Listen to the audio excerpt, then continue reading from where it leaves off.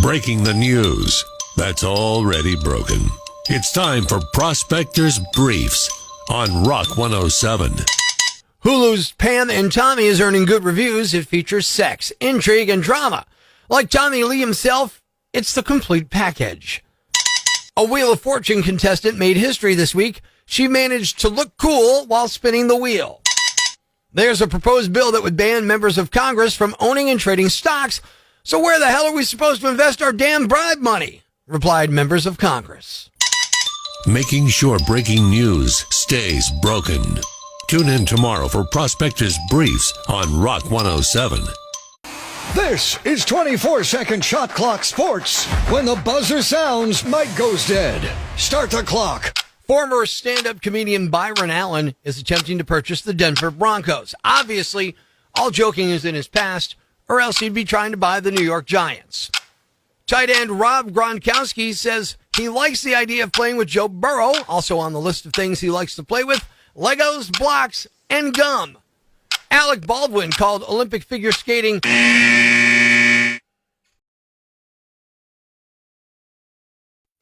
Northeast PA's Classic Rock 107. Good morning, I'm Prospector. A couple days before Super Bowl 56, my beloved Los Angeles Rams taking on the Cincinnati Bengals. What a feel-good story the Bengals are. And I'm racking my brain going, I know somebody who's a Bengals fan. I know somebody who's a Bengals fan. Then it hits me, my Aunt Tricia is a Bengals fan and has been for quite some time. So I've got my Aunt Tricia on the phone. And how did that happen? How did you become a Bengals fan?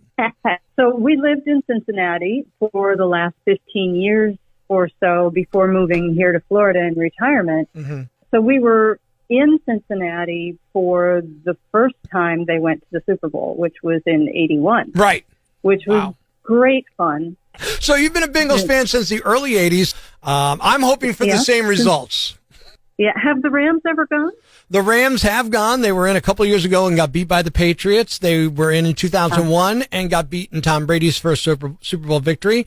They won in 1999 with Kurt Warner, the whole, heartwarming story of the kid who was stocking shelves and then became the Super Bowl MVP and the league MVP.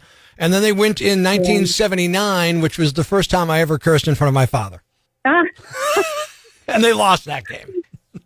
For me, honestly, back in the day, the 79 through 84, Ken Anderson was the quarterback. Right. I don't know if you have any frame of reference. Absolutely, yes. But he was awesome. He was a scrambling quarterback, and he just made it so interesting to watch. That's really kind of what hooked me was Ken Anderson. How do you feel about the game? Do you feel like the game needs to be close and you can sneak out a win, or do you feel like your team can dominate my fantastic LA Rams? Oh, I have a feeling it's going to be close. It may come down to the kicker, as it frequently does. And McPherson's not a bad kicker to have, I'll tell you. No, he's pretty awesome. Yeah, a good young team in Cincinnati. I hope next year is the year for them. I hope you're heartbroken on Sunday evening and that I'm elated, but it could easily go the other way. But if it does, by Monday, I'll feel good for you, Tricia, I promise. There you go. Well, right back at you. And, It's time for the brighter side of Prospector on Rock 107. You might remember this group from a Super Bowl ad that aired a few years back, like in 2010. The Never Miss a Super Bowl Club. It's a group of guys who've been at every Super Bowl since the first one in 1967, and they're going again this year.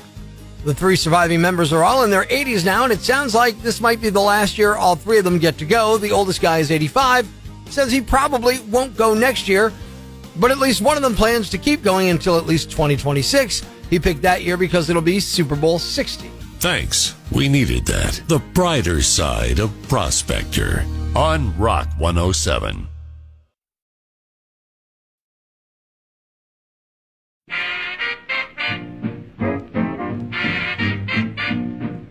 Texting and drinking is never a good idea.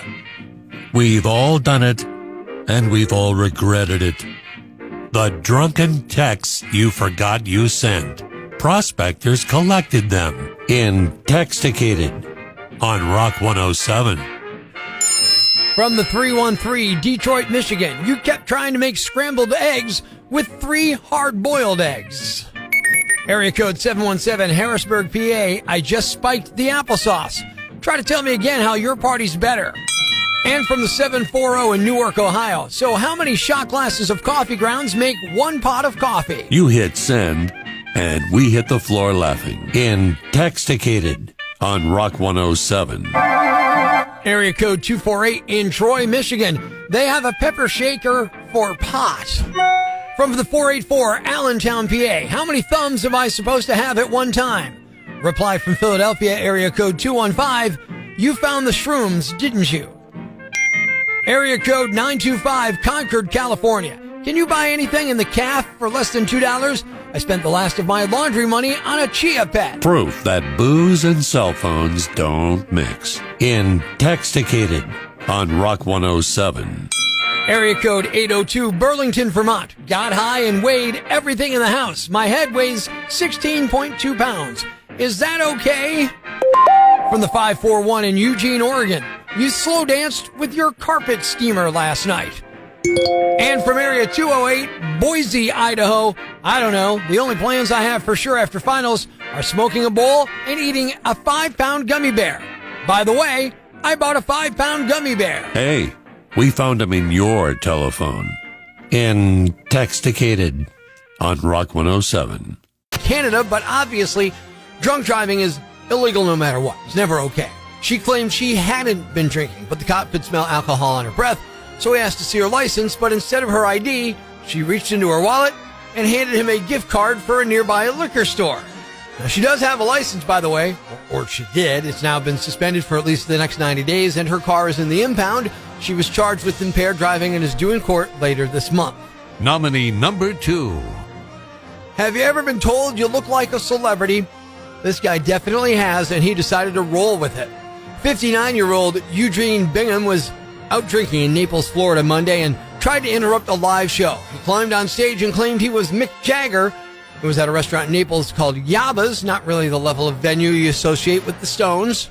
Someone tracked down a mugshot from a previous arrest last year, though, and he does kind of look like him. You can check it out at rock107.com. Click Prospector's Yambag of the Day. The mugshot will be there. He does look like a Florida version of Mick. He's also has a mustache, and he's 2 decades younger than Mick. He's 59, Mick's 78, but hey, he's an old 59. He was also yelling at people in the restaurant. They eventually kicked him out. Cops found him in a nearby park where he charged one of them, but then fell over. The police report says he was in a drunk and unstable state. He also threatened one of the cops and finished off the night by puking in the back of the cop car. He faces charges for disorderly intoxication, which is a misdemeanor, but also battery on an officer, which is a felony. And the winner is... I'm a little shocked by this, to be fair. Just a little shocked. But the winner, the guy who was drunk and claimed to be Mick Jagger, climbed on stage during a live show at a restaurant and then fought with cops. You are the Yambag of the Day. And we'll move on to tomorrow's Yambag of the Week competition. Stay tuned for all the nominees for Prospector's Yambag of the Week right here on Rock 107. Time Cuts Podcast. Be sure to catch us live weekdays from 5:30 to 10 a.m. on Rock 107 or online at rock107.com or the Rock 107 app. A free download for your Android or iPhone.